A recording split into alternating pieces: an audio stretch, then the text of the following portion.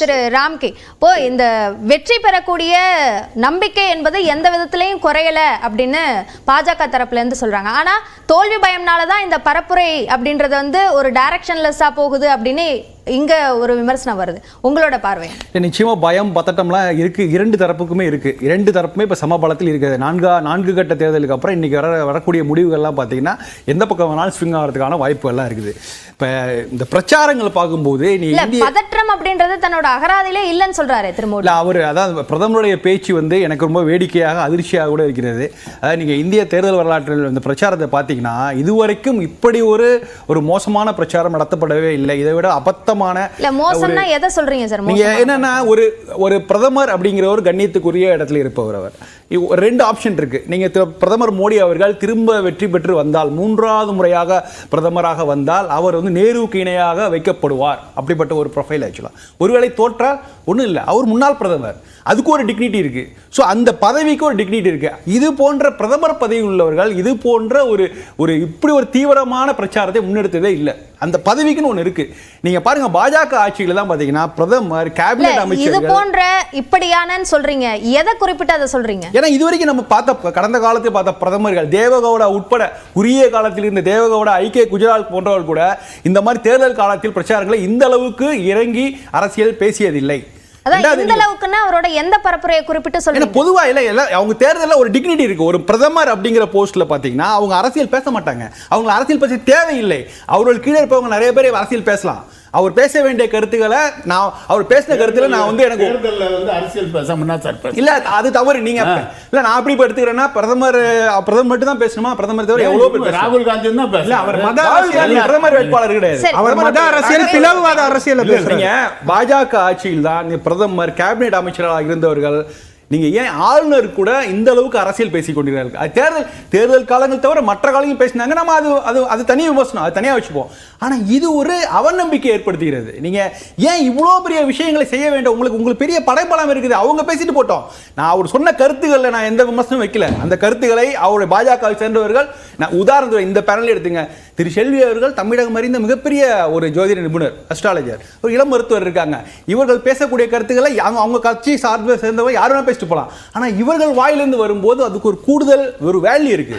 அப்ப அவர்கள் பேசும்போது அதுக்கான டிக்னிட்டி வேல்யூ நம்ம எதிர்பார்க்கிறோம் ஆடியன்ஸ். இப்ப இன்னைக்கு எல்லா இடத்துலையும் வந்து அரசியல் முழுக்க எல்லாம் ஓவர் பாலிட்டிக்ஸா போனதுனால தான் இன்னைக்கு இன்றைய தேர்தல் பிரச்சாரம் பெரிய அளவு எடுபடவே இல்லை.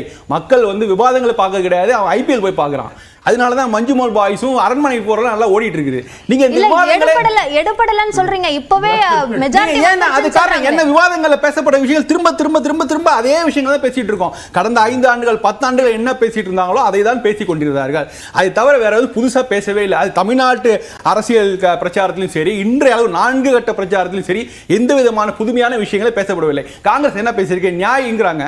அவங்க என்ன சொல்லிருக்காங்க? இங்க தமிழகத்தில் திமுக கொண்டு வந்த அதே தேர்தல் அறிக்கையோட ஜெராக்ஸ் காப்பி தான் அது மகளிர் உரிமை தொகை தான். அவங்க பெரிய அளவில் போய் தமிழ்நாடு செய்ததை நாங்கள் தேசிய அளவில் பண்ணுவோம் அப்படின்னு. அப்ப புதுசா என்ன காங்கிரஸ் என்ன பண்றது? என்ன இருக்குது? அது திமுகவே பண்ணிட்டு போயிடுமே. அப்ப புதுசா என்ன பண்ண போறாங்க? பாஜக போட்டியிடுறது காங்கிரஸ் தானே சார்? புதுசா காங்கிரஸ் தான் சொல்லி எல்லாருக்கும் எல்லா விஷயங்களும் போய் சேரணும்ன்ற அடிப்படையில் ஒரே கூட்டணியில இருக்கிறவங்க வெவ்வேறான அறிக்கை வெளியிட்டு இருந்தா நம்ம கேட்கலாம். ஒரே மாதிரி நீங்க தேசிய கட்சி ஒரு மாநில கட்சி கொடுத்த தேர்தல் அறிக்கையோட அந்த அம்சங்களை மட்டும் சொன்னா கூடுதலாக என்ன செய்திருக்கிறார்கள். நான் தவறு சொல்ல, கூடுதலா நீங்க ஒரு தேசிய கட்சினா உங்களுக்கு பெரிய எதிர்பார்ப்பு இருக்குது. நீங்க பாஜகவோட போட்டி போடக்கூடிய இடத்துல காங்கிரஸ் இருக்கும்போது பாஜகவை விட கூடுதலான ஒரு வாக்குறுதிகள், கூடுதலான விஷயங்களை நீ செய்யணும். செய்தாதான் எங்களுக்கு நம்பிக்கை வரும். நீங்க 10 ஆண்டுகள் ஒரு குறைந்தபட்ச ஒரு வாக்குறுதி கேட்கிறேன். என்னன்னா 10 ஆண்டுகள் பாஜக செய்த அத்தனை பேரழிவுகளையும் நாங்கள் வந்து சரிப்படுத்துவோம் அப்படிங்கிற உத்தரவாதம் காங்கிரஸ் தரப்பிலிருந்து, இந்தியா கூட்டணி தரப்பிலிருந்து இதுவரைக்கும் வைக்கப்பட்டிருக்கிறதா? இல்லை. ஸோ இந்த மாதிரி சிக்கல்கள் இருக்குது. அதாவது புதுமையான விஷயங்கள், புது விஷயங்கள் எதுவும் பேசப்படவே இல்லை. முடிந்த அளவு இருதரப்புமே அவர்களை வந்து சாடிக்கொண்டு ஒரு குழாயடி சண்டையை போலவே இந்த பிரச்சாரத்தை கொண்டு போறாங்க. அது இன்னும் அடுத்த கட்டத்தில் இன்னும் தீவிரமான அடைகள். இதனால வந்து நீங்க வந்து வரும்போது வெற்றி ரிசல்ட்ஸ் முடிவு பார்க்கும்போது எந்த கட்சியுமே கூட்டணி இல்லைன்னா அப்ப என்ன? அப்ப அவங்களுக்கு நம்பிக்கை இல்லைன்னு அர்த்தம். அவர்களுக்கு அவர் நம்பிக்கை இல்லை. புதுசுன்னு கேட்கும்போது ஒரு சினிமால ஒரு கதாநாயகர் புதுசா ஒரு ரோல்ல நடிக்கணும் அப்படின்னு எதிர்பார்க்கலாம். இப்போ ஆட்சிக்கு வரணும் அப்படின்னு நினைக்கக்கூடிய கட்சிகள் மக்களுக்கு என்ன திட்டங்களை கொண்டு போகணுமோ அது அடிப்படையில என்ன தேவையோ அதன் அடிப்படையில தானே வாக்குறுதிகளை கொடுப்பாங்க. அப்படிதான் நிச்சயமா பாஜக அப்படிதான் செய்து கொண்டிருந்தது. 2019 நீங்க 2019 பாஜக கொடுத்த தேர்தல் அறிக்கை எடுத்து இப்ப கொடுத்தது நீங்க ஒப்பிட்டு பார்த்தாலே தெரியும். அப்ப அது அளவுக்கு அதிகமா வளர்ச்சி அரசியல் பத்தி பேசினாங்க. இப்ப அது வளர்ச்சி பத்தி பேசுறதே கிடையாது. ரெண்டாவது இந்த தேர்தல் பிரச்சனை எப்படி ஆரம்பிச்சது பாருங்க. டிஜிட்டல் இந்தியா 2047 இந்தியா வல்லரசு அப்படின்லாம் ஒரு பெரிய எலைட் சமாச்சாரங்களோட ஆரம்பிக்கப்பட்ட பாஜகவோட பிரச்சாரம் படிப்படியாக அப்படியே இறங்கி அப்படியே லோக்கல் இஷ்யூ ஆகி இப்போ போய் நாங்கள் ராமர் கோயிலை இடிச்சிருவாங்கிற அளவுக்கு அந்த அளவுக்கு இறங்கி இருக்குன்னா அதுக்கு காரணம் என்ன? அது பாஜக தான் முழுமையான காரணம். அதுக்கு காங்கிரஸும் ஒரு காரணமா நான் சொல்லுவேன். இது சொன்ன குழப்பமா தான் இருக்கும். ஆனா காங்கிரஸ் என்ன சொல்லியிருக்கணும்? அந்த முதல் கட்டத்தில் என்ன சொல்லியிருக்கணும்? அவர் 2G 6G நான் கொண்டு வரேன்னு சொல்லும்போது இவங்க நாங்கள் அதை விட மேம்பட்ட விஷயம் கொண்டு வரேன்னு சொல்லியிருக்கணும். செமிகண்டக்டர் ஹப்பை கொண்டு வரோம்னு அவர் சொல்லும்போது அதை விட நாங்கள் சிறப்பான விஷயங்களை செய்வோம் காங்கிரஸ் சொல்லியிருக்கணும். அதற்கு மாறாக அவன் என்ன சொன்னாங்கன்னா இந்த பயமுறுத்தினாங்க காங்கிரஸ் தரப்புல. காங்கிரஸ் என்ன சொன்னிச்சு? இவர்கள் வந்தால் அரசியலமைப்பு சட்டத்தையே மாற்றி விடுவார்கள், இவர்கள் வந்தால் இடஒதுக்கீடு பறிக்கப்படும், அப்படி இப்படிலாம் சொல்லி பயமுறுத்தினது. அப்படி பயமுறுத்தி எந்த விதமான ஒரு ப்ரோஆக்டிவ் பிரச்சாரத்தை முன்னெடுக்காமல் காங்கிரஸ் முதல் 4 கட்டங்கள் அப்படிதான் போனது. இன்றைக்கு தான் ஒரு சமநிலைக்கு வந்திருக்கிறது. இன்றைக்கு காங்கிரஸ் அவருடைய போக்கை மாற்றிக்கொள்ளவே இல்லை. அவங்க அதே மாதிரி தொடர்ந்து பாஜக எதிர்ப்பு என்கிற விஷயத்தையே முன்னிலைப்படுத்துகிறார்கள். நாளைக்கு பாஜக தொட்டால் கூட இவர்கள் மேல் நம்பிக்கை வரணும்ல எங்களுக்கு. இவர்களை நம்பிக்கினா நாங்க வந்து அதை செய்வோங்கிற அழுத்தமா சொல்ல வேண்டிய இடத்துக்கு காங்கிரஸ் இந்தியா கூட்டணி இருக்கு. அதை ராகுல் காந்தி செய்ய தவறுகிறார் என்பதுதான் என்னுடைய குற்றச்சாட்டு. ஓகே அடுத்த சுற்று திரு செல்விட்டேந்து தொடங்கணும்னு நினைக்கிறேன். இப்போ இந்தியா கூட்டணி வந்து பலமடையுது அப்படின்றத உணர்ந்துதான் புல்டோசர் முதல் இலவச பேருந்து திட்டம் வரைக்குமான விஷயங்களை விமர்சிச்சு தன்னுடைய தமிழ்நாட்டில் வந்தா டிஎம்கே பத்தி பேசணும். அரசியல் பிரைம் மினிஸ்டர் ஆந்திராவில் போனால் சந்திரபாபு நாயுடுக்கு நாங்கள் சேர்ந்துருக்கனால எதிரில் இருக்கிறவங்களை பற்றி பேசணும். இப்போது தெலுங்கானாவில் போனால் வந்து காங்கிரஸுக்கு அகென்ஸ்டாக பேச போகிறோம். நான் என்ன சொல்கிறேன், கர்நாடகாவில் நாங்கள் ஏற்கனவே இப்போ வந்து எங்களதில் சர்வேயில் வந்து நாங்கள் வந்திருக்கிறோம். இப்போ தமிழ்நாடு பொறுத்த வரைக்கும் தமிழ்நாட்டில் இப்போ டிஎம்கே வந்து வலிமையாக இருக்கிற மாதிரி இந்தியா ஃபுல்லாக நாங்கள் வலிமையாக இருக்கிறோம்னு நான் சொன்ன எக்ஸாம்பிள். ஒன்றா வந்து மொத்தமாக நான் என்ன சொல்கிறேன், லாஸ்ட் இதில் வந்து எலெக்ஷனில் வந்து நான் சொல்கிறது அருணன் மறுக்கல, முனவர் பாஷா மறுக்கிறாரு. இல்லை முனவர் பாஷா மறுக்கிறது நான் சொல்ல வந்தது எப்படின்னா, நான் சொல்கிற வந்து உதாரணம் வந்து தமிழ்நாட்டில் எப்படி நீங்கள் வலிமையாக இருக்கீங்களோ இந்திய அளவுக்கு வலிமையாக இருக்கக்கூடிய கட்சி பாரதிய ஜனதா கட்சி. காங்கிரஸ் வந்து ஒவ்வொருத்தரோட ஒட்டுணி வேலை பார்த்துட்டு இருக்கிறதுனால அது எப்படி காங்கிரஸ் வந்து ஒரு வலிமையான இயக்கமாக நீங்க கருதுவீங்க, எங்களுக்கு எதிரான போட்டியாக நீங்க எப்படி பண்ணுவீங்க? அததான் நான் சொல்றேன். கூட்டணி வச்சா ஒட்டுண்ணினா அது எல்லா கட்சிகளுக்கும் இல்ல எல்லாத்துக்குமே காங்கிரஸ் வந்து ஒரு அகில இந்திய கட்சி, மாநில கட்சிக்கு இன்னைக்கு போயிட்டு தானே வால் பிடிக்க வேண்டிய நிலைமை இருக்கு.